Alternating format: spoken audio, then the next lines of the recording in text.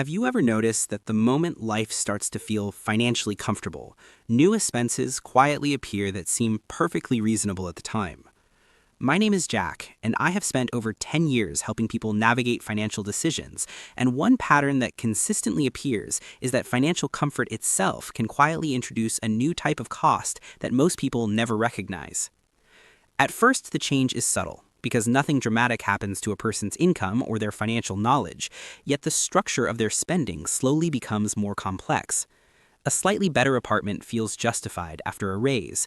A newer phone feels like a small upgrade. A few more digital subscriptions appear, and gradually, a lifestyle begins to expand around the new income level. None of these decisions feel irresponsible, and in isolation, each one seems like a normal improvement to daily life. Psychologically, this process is deeply connected to how humans interpret comfort.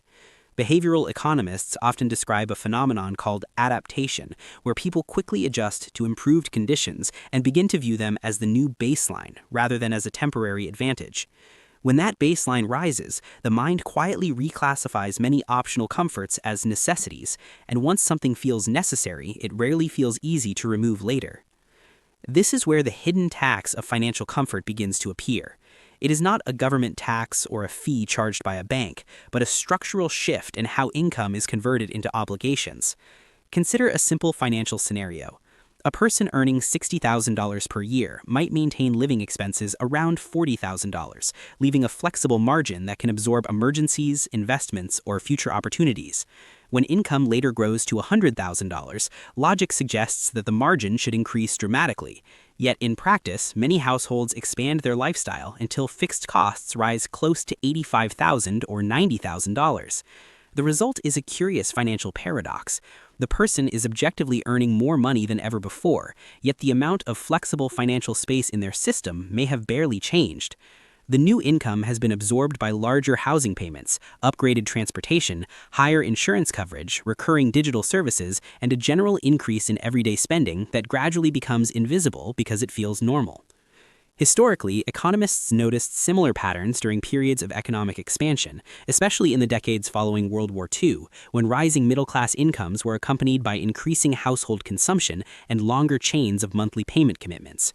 As prosperity increased, financial systems within households also became more complex, with more money flowing through them, but not necessarily more flexibility being created. What makes this dynamic important is that financial pressure rarely comes from income alone. Pressure often emerges from fixed obligations that cannot easily be reduced once they become embedded in daily life. The more obligations that accumulate, the more future decisions become constrained by the need to maintain that structure. Over time, this creates two different financial trajectories that may look similar on the surface. One person experiences rising income alongside rising commitments, which keeps their financial system heavy and dependent on continuous earnings. Another person allows income to rise faster than obligations, quietly widening the gap between what they earn and what they require to sustain their lifestyle. That widening gap does not create instant wealth or dramatic outcomes, but it does something more subtle and powerful. It reduces the hidden tax of financial comfort and transforms income growth into something many people originally hoped it would become in the first place, which is not simply a higher lifestyle, but a greater degree of financial freedom and flexibility over time.